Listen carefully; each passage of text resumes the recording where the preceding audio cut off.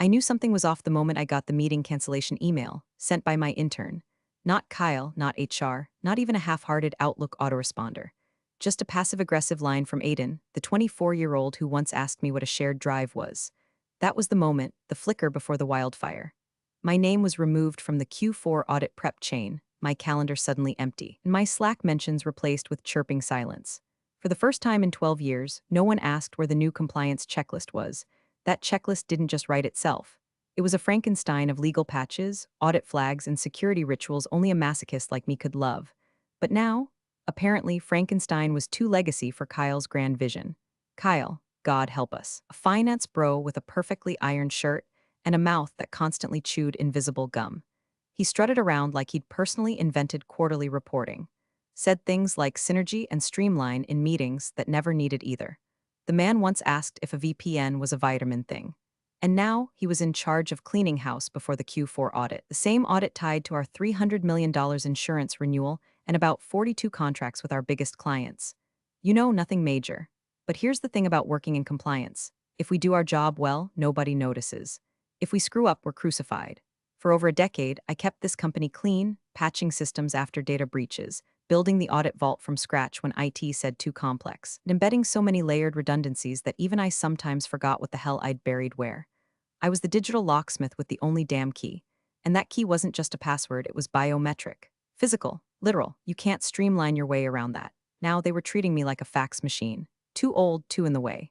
Legacy inefficiency, Kyle called it in a team huddle that he conveniently forgot to invite me to. I heard it from Marcus. Junior IT, bright kid, quiet, pays attention. He said your kind of institutional memory, Marcus told me over coffee. I nearly choked. Institutional memory? Like I was a forgotten attic box with old manuals and floppy disks. That's when I knew. They weren't just pushing me to the side. They were gearing up to erase me. And still, I showed up every day, answered questions that shouldn't have been mine to solve, patched holes no one else saw, and watched my inbox go colder than Kyle's soul. The worst part wasn't the erasure. It was knowing how deeply screwed they'd be without me, and how blissfully unaware they were of it. By the way, if you're still listening and haven't tapped that little subscribe button or dropped a like, now's a good time. Seriously, it takes you half a second, and it tells us this kind of story hits home. Keeps the whole crew motivated to keep digging up these wild corporate tales, you know. Anyway, I sat in my office one morning, watching Kyle through the glass as he high-fived someone over a spreadsheet. My name was gone from the budget, just like that. No farewell email, no thanks for 12 years of keeping our asses lawsuit-free. Just a slow deletion, first from meetings, then from systems, then from memory. But they forgot one thing, the digital vault. The one holding every audit record, compliance certificate, and third-party inspection report from the last decade. The one I built myself after the great data breach of 2017 when the CISO nearly cried in front of the board. That vault didn't just open with a password. It required a token, my token. And the system knew my fingerprint, my encrypted key file, and the specific sequence of time-locked approvals I'd buried like digital landmines. And as I watched Kyle slurp his green juice and brag about how lean Q4 would be, I smiled. Not because I was happy, but because I knew something he didn't. That lean was about to go very hungry. Kyle didn't even stand when I walked into his office, just swiveled in his chair like a man about to order lunch. There was no "Hey Diane, thanks for 12 years of unmitigated disaster prevention," no handshake, no fake smile, just a plastic expression and a stack of papers he didn't even pretend to read. He gestured to the chair across from him like I was a door-to-door coupon rep. "Hey, so look, we're making some strategic pivots ahead of Q4, he said, already holding a pen like he expected me to sign something. And your role doesn't align with the new compliance model. We're, streamlining, that word again. Streamlining. To become Kyle's go-to euphemism for gutting anything he didn't understand. Streamlining meant cut the people who have been here long enough to know where the bodies are buried. Streamlining meant make it look like innovation while actually lighting the server room on fire. I didn't flinch. Just tilted my head and blinked like I was trying to understand a foreign language, which, frankly, wasn't far off. He continued, fidgeting slightly now. HR will, walk you through the transition package. We're calling it a soft offboarding. He smiled like he'd coined the term himself. We really want to make this gentle. Gentle, I repeated, more to myself than to him. He nodded too quickly. You're not needed for Q4, but we deeply appreciate all you've done. Truly. There it was, the line. I stood without touching the chair. I looked at the man-child VP who had just severed a 12-year artery from the compliance team with all the ceremony of deleting a spreadsheet row. He didn't ask about the vault. He didn't ask about my transition notes. He didn't even know what I did, not really.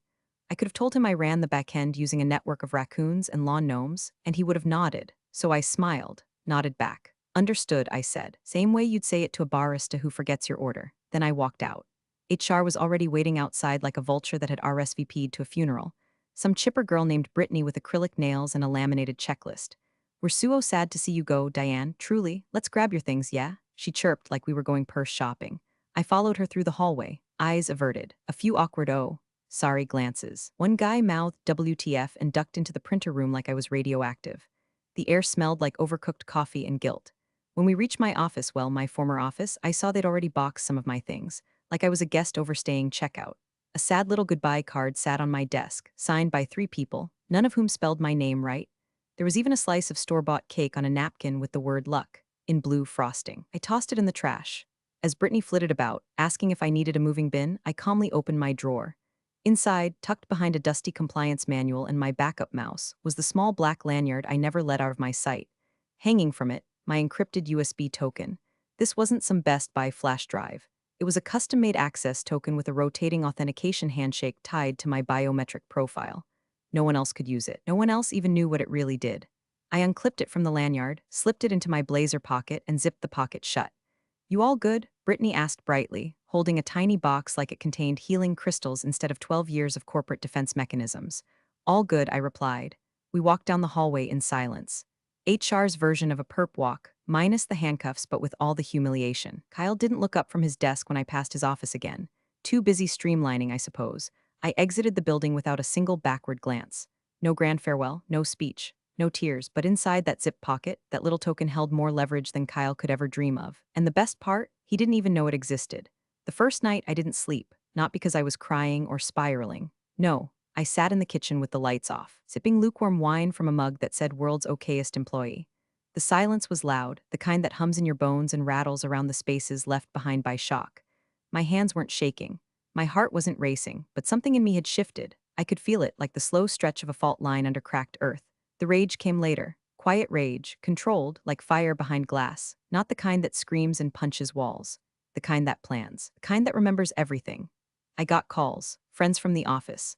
One from Janet in finance, whispering like Kyle had bugged her phone, "You gonna sue?" Because I'd testify, Diane, I would. What they did, it's garbage. I thanked her. I meant it. But no, I wasn't going to sue. I wasn't going to write a dramatic LinkedIn post or blast off emails with subject lines like my story. Because when you've worked in compliance as long as I have, you learn one thing real fast. Paper trails are powerful, but silence? Silence can kill, so I powered up my home terminal. The one only I used. No one at the company even knew it existed. That's the beauty of working in the trenches. You build your own backdoors. Not to exploit, not to spy, but to protect. From amateurs, from arrogance, from Kyle. I logged into the system like I had 1,000 times before. Only this time, I wasn't patching bugs or compiling reports. I was removing myself from everything. One by one, I revoked tokens, not the obvious stuff, the VPN, the Slack channels, the email aliases, that would have left a footprint. I'm not stupid. No, I slipped out the side door. I disconnected silent scripts I'd embedded in the Vault subdirectory. I rerouted pings. I disabled emergency fallbacks. Then came the flag. Buried 6 layers deep under a legacy compliance protocol I'd coded back in 2018 was a single flag. One Boolean switch, marked in a naming convention only I understood. Harmless looking. Invisible to anyone who didn't know it existed. I flipped it. Just like that, the audit vault went into what I used to call guardian mode. It didn't lock everything down, no drama, but it added a single authentication requirement to access the core reports. Biometric confirmation from my token. Not my password, not my badge, me. My fingerprint, my token, my timing. Kyle wouldn't find it. Even IT wouldn't unless they dug through 10 years of version histories and understood the logic trees I built like spiderwebs. And even then, without my key file, good luck. I sat back in my chair. The room was still dark. My wine mug was empty. My laptop screen glowed like a smug little nightlight. No alarms, no flags in their system, just silence. I turned off notifications. Killed all alerts, logged out. Then I stood up, poured myself a glass of real wine this time, and opened the back door. The night air hit my face like a reset button. Cold, honest. People think revenge looks like a grenade. They expect noise, smoke, screaming. But the best revenge, it's a vacuum. Missing key, a quiet no. A door that doesn't open because the person who used to hold it walked away and took the only copy. It was the kind of message you don't expect on a Saturday night, especially not while you're elbows deep in a half-baked lasagna and a true crime rerun where the husband is always the killer. My phone buzzed, and I nearly ignored it, probably another pity text from a well-meaning coworker or one of those spammed "sorry to hear about your transition" DMs from recruiters who didn't even know what I did, but this one caught my eye. Marcus H., IT analyst at Omnicore Logistics. Subject, quick question. I paused. Marcus, the quiet one. Always wore the same two cardigans. Brought lunch in Tupperware labeled with masking tape like someone raised by Depression-era grandparents. Bright kid, underpaid, overlooked. Which is probably why he noticed the things no one else did. I opened the message. Hey Diane? Weird question. They're trying to open something in the audit system and it's asking for your credentials, like specifically your token. Just thought I'd ask before Kyle's head explodes. I wiped my hands on a dish towel, smirking at the image. Kyle, sweaty and confused, poking at a keyboard like it personally insulted him. I typed back slowly, not my department anymore. Hope they're prepared. 3 dots popped up instantly. Marcus was typing like his life depended on it. Yeah, I figured. But he's seriously losing it, said something about manual override. IT told him we couldn't bypass the vault because of that? 2017 hardening protocol, the one you implemented after the breach. He tried a root key and everything. Just got an error. I stared at the screen. Of course he did. Kyle thought root access was a magic spell. What he didn't realize was that the system's root was only the first gate, and I'd buried a dozen more behind it. Like Russian dolls, each one more specific, more paranoid, more me. I waited a minute before replying. I trust they're consulting the documentation. Another fast reply. There is no documentation, at least not for this. I think you kept it off the main repo. Of course I did. The documentation was real. It existed. It was printed on paper, stored in a sealed envelope in my filing cabinet. At home, labeled in my handwriting, open in case of extreme stupidity. I didn't tell Marcus that. He didn't need to know yet. Sorry, Marcus, my access was revoked. Nothing I can do. I added a little smiley face to soften the blow. Old school passive-aggressive professional energy. The kind they taught us back when email was formal and getting fired meant a meeting, not a link to an HR portal. He didn't write back right away. Maybe he was afraid Kyle would appear behind him like a cartoon villain, breathing down his neck with a smoothie in hand. I put my phone down and returned to my lasagna, but something about the whole exchange lingered. Marcus had reached out, not because he expected help, but because he trusted me. Knew, deep down, that the vault wasn't broken. It was working exactly as intended. Kyle was just the wrong man with the wrong key, trying to force open a door he didn't even know how to knock on. An hour later, another message arrived. No context. Just a quote copied from Kyle, apparently screamed across the IT bullpen. Who the hell put her in charge of the system? I laughed, out loud. Nearly dropped my wine glass. Who put me in charge? The board, Kyle. The board put me in charge 7 years ago, after you were still interning at some consulting firm pretending to be Goldman Sachs. They gave me the keys. And I didn't just take them, I built new locks, welded the hinges shut, and installed motion sensors you'll never even detect. And now, you locked yourself out of your own kingdom, because you thought the queen was just part of the wallpaper. By Monday morning, the office was vibrating with the kind of desperate energy usually reserved for fire drills or CFO indictments. Something was clearly wrong, laptops flying open, people actually reading emails for once. Someone even spilled their turmeric latte in the hallway and didn't stop to clean it up.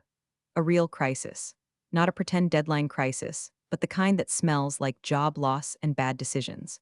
The third-party auditors were scheduled to arrive in exactly 36 hours, suits from a firm that billed $900 an hour to point at spreadsheets and nod gravely. These were not the kind of people you impressed with donuts and LinkedIn quotes. These were the people who asked for traceability logs going back 5 years and expected to have them in hand before they finished their first overpriced espresso. Kyle, naturally, was convinced this was just a permissions issue. Can't we just reset the password? He barked, according to Marcus, who at this point was sneak texting me updates like a war correspondent embedded behind enemy lines. Just reroute through admin access. Come on, it's a vault folder, not the Pentagon. Except it may as well have been the Pentagon. Because when they tried to access the core compliance vault, the encrypted archive that stored every single policy cert, audit trail, and security patch since 2013, they hit the wall I built.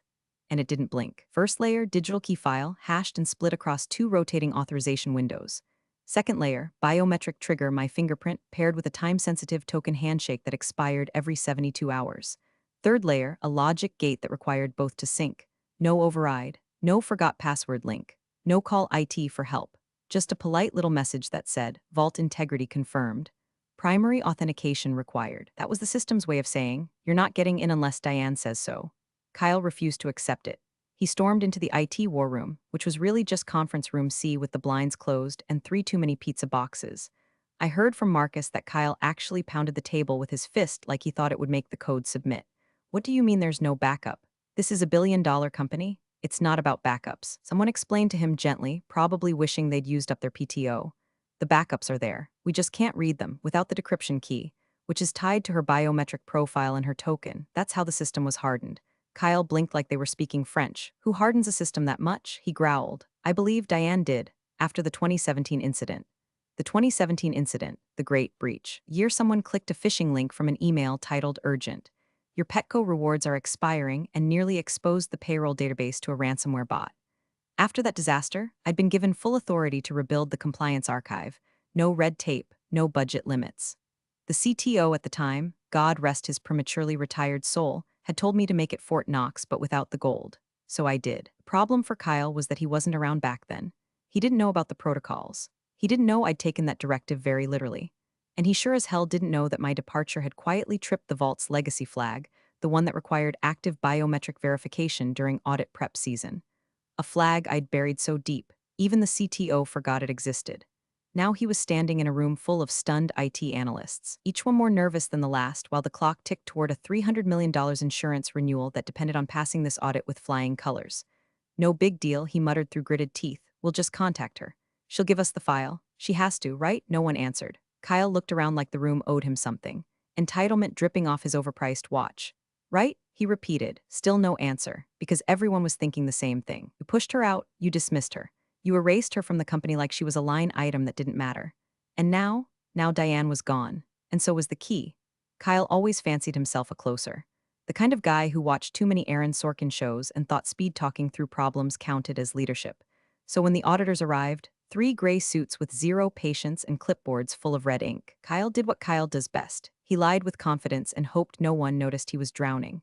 We've had a minor delay with the archive sync, he told them over conference room coffee so bad it should have come with a hazard label. We're transitioning systems. Compliance has been undergoing optimization. Our reports are clean, just waiting on one.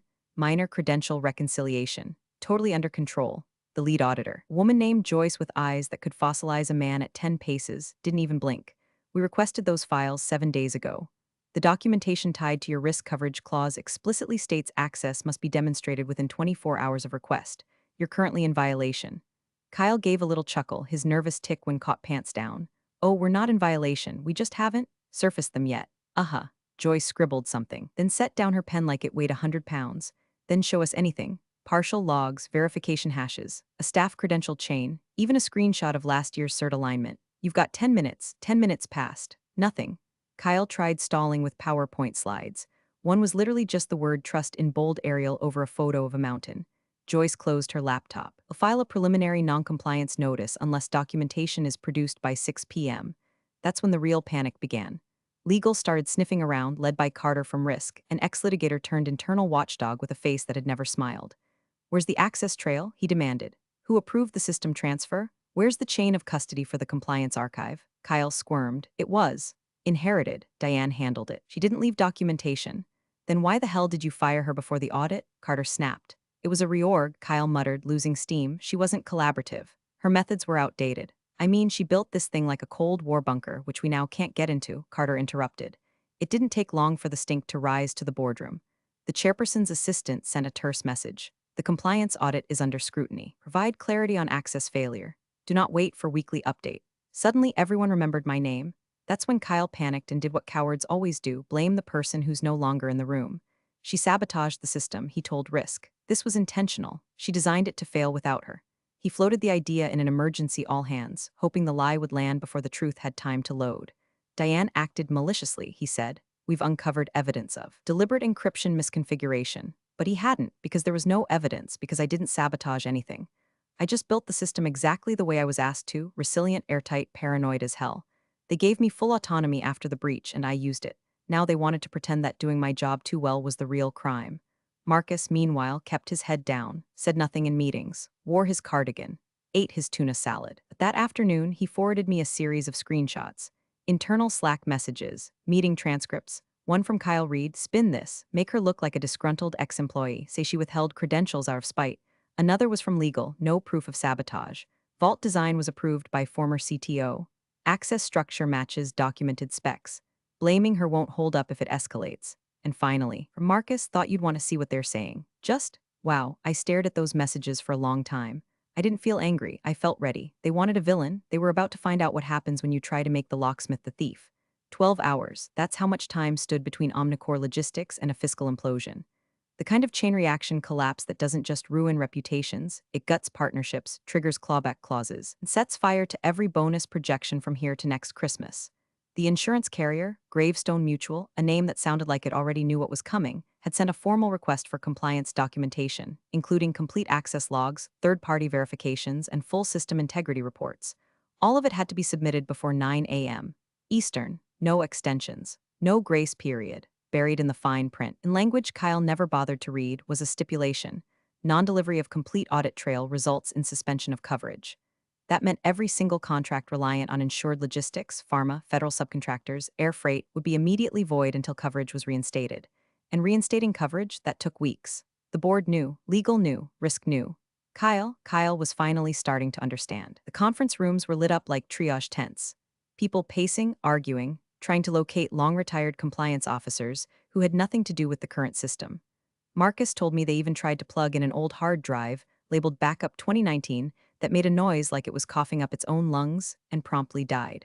Someone actually asked, "Can we just build a new compliance vault from scratch by morning?" Marcus told me the room went silent for a full 10 seconds before someone replied, dead serious, defined scratch. At around 8:20 p.m., my phone buzzed, unknown number, voicemail. I watched it blink. Let it ring out, then curious I tapped play. Kyle's voice spilled into the room, breathless and tinny like a man talking from the bottom of a manhole he'd just fallen into. "Hey Diane, listen, this is Kyle. Hope you're well. Look, we're just doing a last-minute pass on some of the Q4 prep stuff and we hit a little snag with one of the archive systems. Just wondering if you had a sec to maybe chat about access." A pause, totally chill, just hoping to reconnect. No pressure. Just give me a ring if you can. Appreciate it. The message ended with a beep so pathetic I half expected it to apologize too. I sat there in my living room, lights low, fireplace flickering even though it was barely cold out. Just ambience. My laptop was on the coffee table, the terminal screen black, silent. I didn't move, didn't reply, didn't feel anything. Because this wasn't about bitterness. This wasn't even about revenge anymore. This was about clarity. About showing the difference between a paper leader and the person who quietly kept the machine from burning to the ground. While Kyle paced around the office, sweating through his overpriced button-up, people started whispering. Not about me, for me. Someone in contracts asked Marcus why we ever let me go. A woman in vendor relations said, wasn't Diane the one who designed the post-breach lockdown? And someone else, the CEO's assistant, apparently replied, yeah. And she warned us about putting finance in charge of IT. Guess we're feeling that now. The ship wasn't sinking. It was rotting from the inside. And the only one who had the pump, the map, and the damn compass was me, and I was drinking tea, watching it go down, quietly, precisely, just like I was trained to do, not with fire, with absence. At exactly 12:02 a.m., my inbox pinged. No Slack, no text, no voicemail this time. Just a subject line sitting in my inbox like a white flag dipped in desperation. Urgent assistance needed, audit system access sender, Charles D. Haverson, CEO, Omnicore Logistics. Now that was new. Charlie had never emailed me directly in 12 years. Not once. Not when I built the compliance archive from the bones of a failed ERP migration.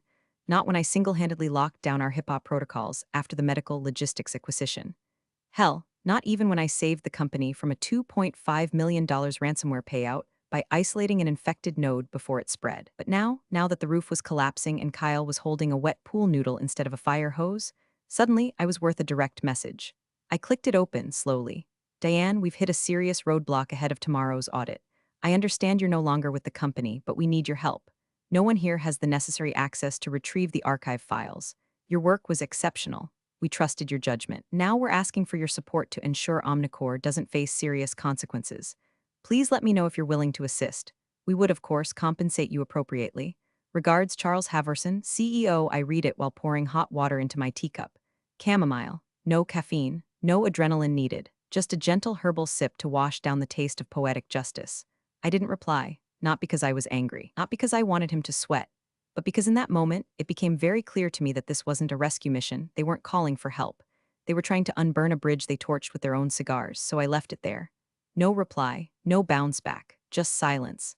Let that echo around the boardroom for a bit, because while Charlie was busy composing that email, another conversation was happening upstairs. The board had convened an emergency call. Marcus forwarded me the bullet points from someone who couldn't resist live updating the chaos via group chat. Board Chair, Linda S. Kyle, can you explain why the person with exclusive access was removed without a knowledge transition? Kyle, we had no idea the system was designed this way, Linda. So you fired the person holding the keys. Kyle, I didn't know she was the keys. CFO, you're telling me the vault Diane built is inaccessible and you didn't even ask her for decryption instructions. Kyle, she wasn't? She wasn't collaborative. CTO from vacation. I signed off on that design. We gave her full autonomy after the breach. The vault doesn't have a fallback. Linda, we're 12 hours from noncompliance. You fired the one person who can save us. I imagined Kyle in that moment, red-faced, sweating through his undershirt, trying to piece together the house of cards he'd built out of buzzwords and bravado. Probably blaming IT, blaming legacy systems, blaming me because when you're mediocre and cornered, blame is the last thing you know how to throw. The thing about systems like the one I built, they work perfectly until the people running them stop listening to the ones who understand them. So there I was, tea in hand, email unread, bored in freefall. All of them finally realizing that the one person they tried to erase had become the most critical missing piece, and I hadn't even stood up yet. My phone lit up like a Christmas tree on meth. 18 missed calls, blocked numbers, unknown IDs. One even tried urgent from legal like I'd be tricked into answering out of fear. Cute. I sipped my tea, flipped through the call log, and waited. The 19th call came through. Blocked. Again. I let it ring once. Twice, then picked up, letting the silence do the talking. Diane, a voice I didn't recognize, composed, crisp, older, professional in that terrifying, high-powered lunch in a windowless room kind of way. This is Linda Sutherland, chairwoman of the board. I leaned back in my chair. She didn't fumble, didn't sugarcoat. We made a mistake, she said. It landed flat and cold, exactly how it should have. I didn't gloat, didn't sigh, just replied, yes, you did. There was a pause. I let her feel it, then calmly, I can unlock the system, but only under my terms. I want a formal consulting contract. 1-day engagement, 6 figures. She inhaled like she wasn't used to being told prices. I didn't stop. I want Kyle removed from all decision-making protocols effective immediately. No access to compliance systems. No override permissions. No revision authority. Another pause. I could practically hear the boardroom holding its breath on speaker. Done, she said, just like that. No negotiation, no questions, just quiet submission to the woman they'd tried to erase. At 6:47 a.m., I arrived at the office. Not my office, just the office.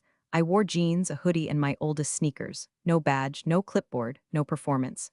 Kyle was there, of course, standing in the hallway like a condemned man trying to look useful. His tie was crooked, his hands twitched like he didn't know where to put them. He didn't meet my eyes, didn't say a word. I walked past him. The elevator ride was silent. Marcus met me outside the vault room, trying hard not to smile. He looked like he hadn't slept in 48 hours. Good morning, I said softly. He just nodded. They're waiting inside. Inside was a scene: CEO, legal, risk, 2 board reps, and a third-party auditor who looked like she'd skipped coffee out of spite. No one spoke. I pulled the token from my coat pocket and inserted it into the reader.